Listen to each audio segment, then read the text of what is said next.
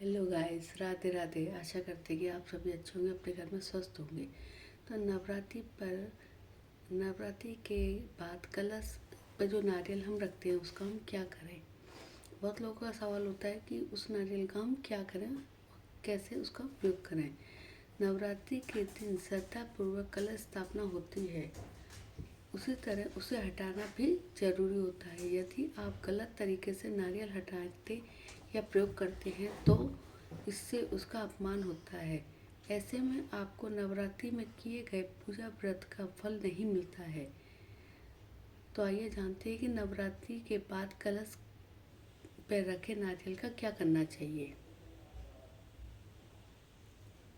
शक्ति स्वरूपा माँ दुर्गा के महापर्व के 4 दिन हो गए हैं। इस साल शारदीय नवरात्रि 15 अक्टूबर 2023 से शुरू होकर 23 अक्टूबर 2023 को समाप्त होंगे। नवरात्रि के पूरे 9 दिन पूजा पाठ के साथ व्रत रखा जाता है। दरअसल नवरात्रि एक संस्कृत शब्द है जिसका अर्थ है 9 रातें। इन 9 रातों और 10 दिनों के दौरान भक्ति शक्ति की देवी माँ जगदम्बा के 9 रूपों की पूजा करते हैं। नवरात्रि से पहले दिन कलश स्थापना या घट स्थापना के साथ इसकी शुरुआत होती है। इस दौरान एक नारियल रख के कलश स्थापना या घट स्थापना होती है। लेकिन क्या आप जानते हैं कि नवरात्रि के बाद इस कलश का क्या होता है? हालांकि इस तरह के सवाल कई लोगों के मन में आते हैं। जिस श्रद्धा पूर्वक कलश स्थापना होती है ठीक उसी तरह से उसे हटाना भी जरूरी होता है। यदि आप गलत तरीके से नारियल को हटाते हैं या नारियल का प्रयोग करते हैं तो इससे इसका अपमान होता है और आपको नवरात्रि में किए गए पूजा व्रत का फल भी नहीं मिलता है। तो आइए जानते हैं कि नवरात्रि के बाद कलश पर रखे नारियल का क्या करना चाहिए।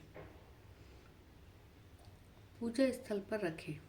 नवरात्रि में स्थापित किए गए नारियल की अनदेखी नहीं करनी चाहिए, क्योंकि लोग नवरात्रि समाप्त होने पर नारियल गलत तरीके से हटाते या प्रयोग कर लेते हैं। ऐसा करने से उन्हें 9 दिन की पूजा का फल नहीं मिलता है। बता दें कि कलश पर रखे नारियल पर माता रानी की विशेष कृपा होती है। ऐसे में नवरात्रि के बाद इस नारियल को लाल रंग के कपड़े में लपेटकर पूजा स्थल पर रखें। ऐसा करने से माँ प्रसन्न होती है और मनोकामनाएं पूर्ण करती हैं।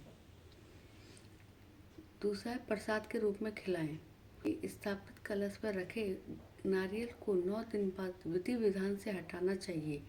इसके बाद आप इसको नदी या बहते हुए जल में प्रवाहित कर सकते हैं, या फिर बेहतर होगा कि आप इसको प्रसाद के रूप में कन्याओं को बांटें और स्वयं भी खाएं। ऐसा करने से माँ पा सकते हैं। चावल भी प्रभावित करें। जो चावल होते हैं ना पूजा में जो कलश पर रखे जाते हैं उसको भी प्रवाहित करना चाहिए। हिंदू धर्म में पूजा पाठ के दौरान पूजा की सामग्री को जल में प्रवाहित करना सबसे उत्तम माना जाता है, चाहे वह नारियल हो या फिर कलश पर रखे हुए चावल।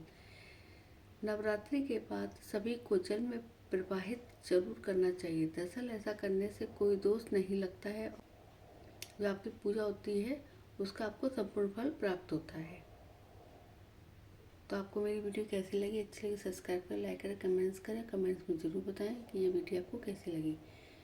तो आप सभी को 5वें नवरात्र की हार्दिक शुभकामनाएं। मिलते हैं नेक्स्ट वीडियो में, जब तक के लिए राधे राधे।